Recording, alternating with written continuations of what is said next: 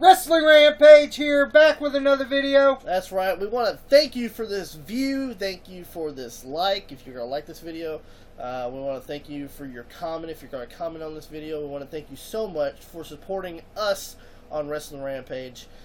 We really, really appreciate it. Today, we're going to be talking about Death Grip Inside Pro Wrestling, which was a documentary back in mid-2007 on CNN, where they were talking about the Benoit tragedy.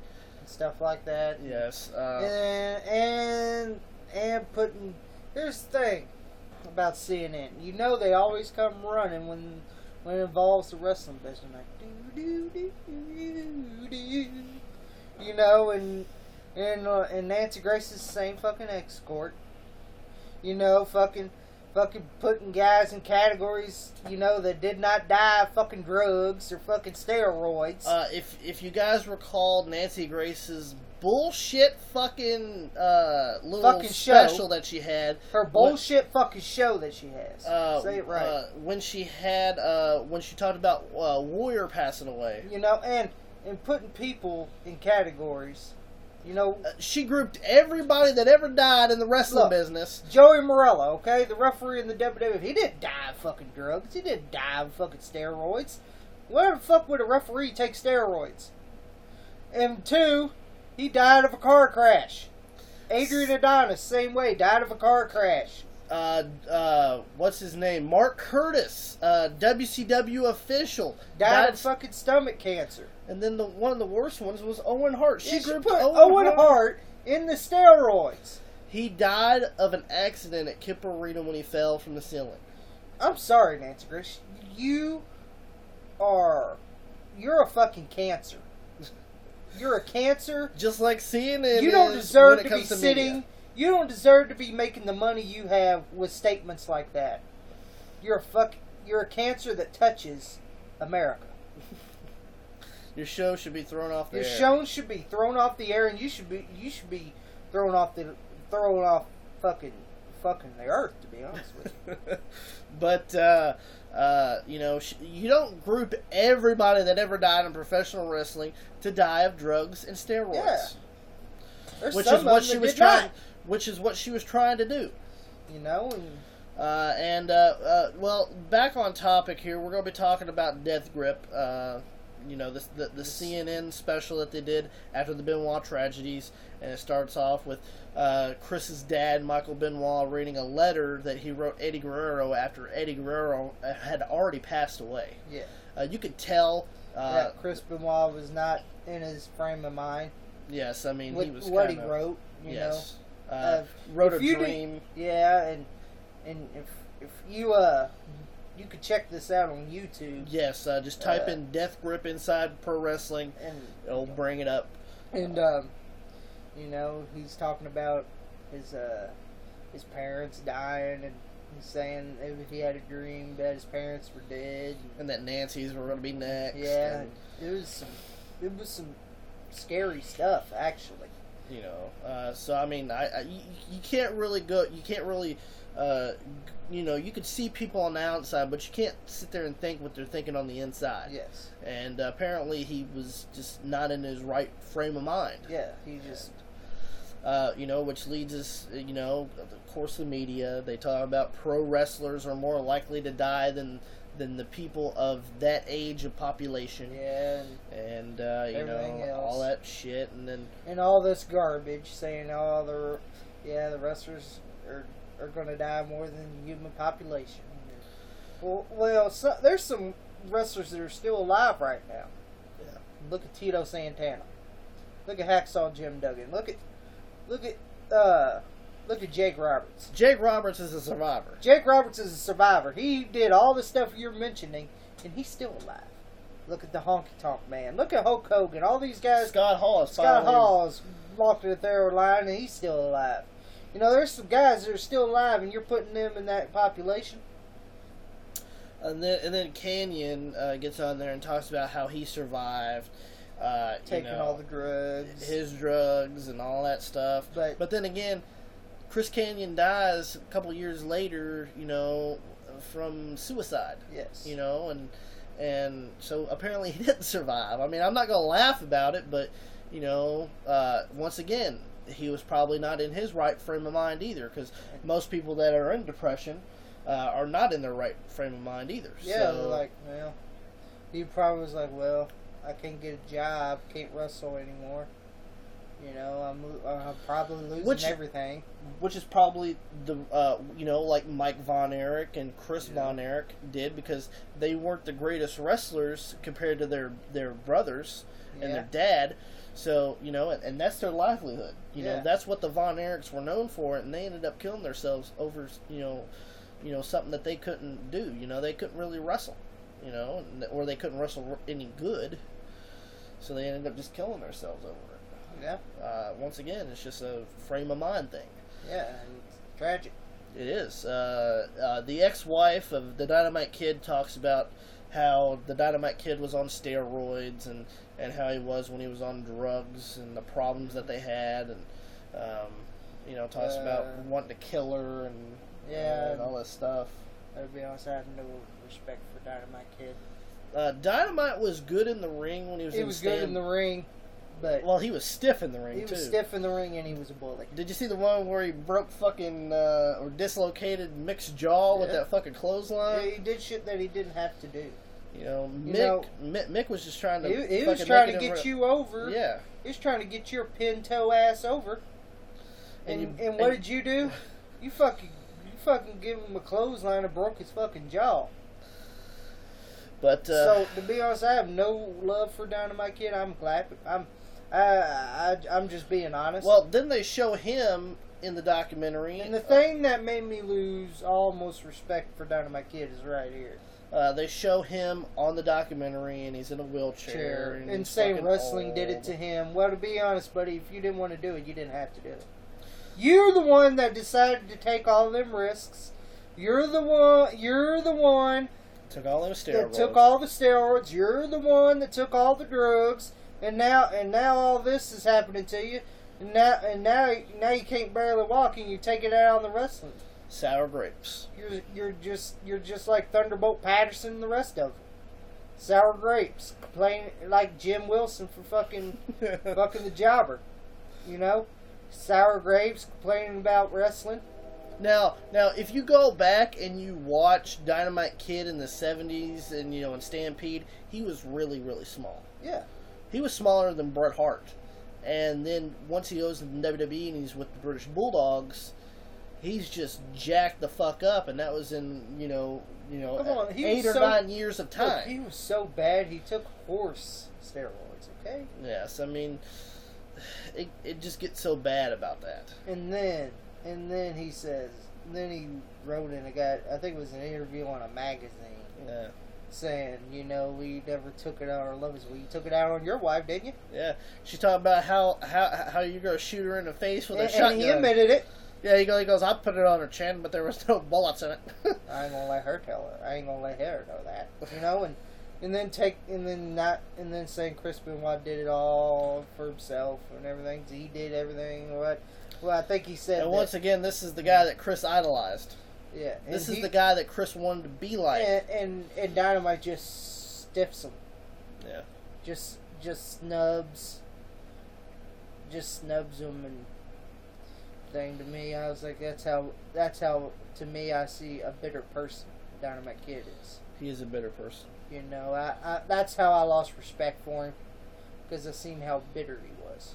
And then later on, it goes into where Chris Nowinski, former WWE superstar. He left because of concussions. He founded the Sports Legacy Institute, and he called Michael Benoit asking if he can use get a piece of Chris's brain to examine to see if he was in his right frame of mind at the time. And the stuff comes back that he was he had the brain of an elderly person, an elderly patient with Alzheimer's disease. Yeah. So I mean, he's a 70 or 80-year-old man that in forgets. his brain. Yeah, in his brain that forgets things. that has Alzheimer's, that doesn't remember stuff, which, and they said that it was a perfect candidate for people that had multiple concussions that weren't looked at, and how brain damage and things like that. Yeah. You got to realize Benoit was what, 40 something at the time of his death, and he was doubled. In his brain, he was double the age, and pretty much had Alzheimer's disease. And, and they even said that could make a man go to do murder and homicide. And he said that. WWE gets defensive, and they try to say, well, if he had all this, how could he function, and how could he go to the airport? And then they do this wellness program where the first time that you get caught with, drugs or whatever, it's a warning. Second time is a 30-day suspension. Third time is a 60-day suspension. And your fourth time, you're terminated from the company. And then, the guy that does the Olympics is like, oh, that ain't right. All this. It's like, well, this ain't Olympics, buddy. This is professional wrestling. There's a big difference. But then again, if you get caught with drugs in the WWE, if you are prescribed drugs, it's legal. But then again, you got to realize, when you're a sports yes, you're going person, to have pains. Yes, and then on top of that, you can get drugs easily. Yeah, when you got a prescription. Yeah, but then again, some doctors will just sign a prescription for you anyway. Yeah. So, I mean, it's not real. That wellness program ain't really helping all that much when you think about it. Yeah. And then, of course, the WWE talks about how they're wanting to clean up the steroids and the drugs, which I think they pretty much have, to be honest with you, or they're at least trying to. Yes. Everybody knows that Eddie Guerrero, back in 2005, he did pass away due to drugs. He was clean for a long time, and then he ended up getting back on drugs, and ended up dying into enlarged heart, and heart failure, and so in his hotel room. And actually, they said that Benoit and Chava were the ones that found him, and they ended up flushing the pills down the toilet. Yeah. And getting rid of the bottles, so that it wasn't like the drug thing. So. And that's what happened. I think he was going on a was going back to now, or maybe it was because he was in pain. Yes. I'm sorry, if I'm in pain, I'm taking something. But don't take too much. And that's the thing. Some wrestlers just take too much. Like, they take it on a daily basis. They take more than what they're prescribed. Brian Pillman did the same thing. He would take too many drugs, but then again, he had a really bad ankle from a car wreck, and he was trying to get better to get back in the ring because he loved wrestling that much.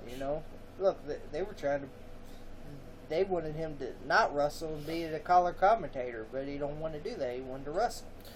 But I think WWE has cleaned it up as much as they could. They cleaned it up the best way they can. You're not going to catch everybody. You can't catch them all. Let's do a Pokemon. You can't catch them all. But it's kind of, WWE's not. What's WWE supposed to do? Like have a nurse on hand 24/7. These are grown ass men. They basically can do whatever they want. They're grown ass men. WWE can't watch these guys every day.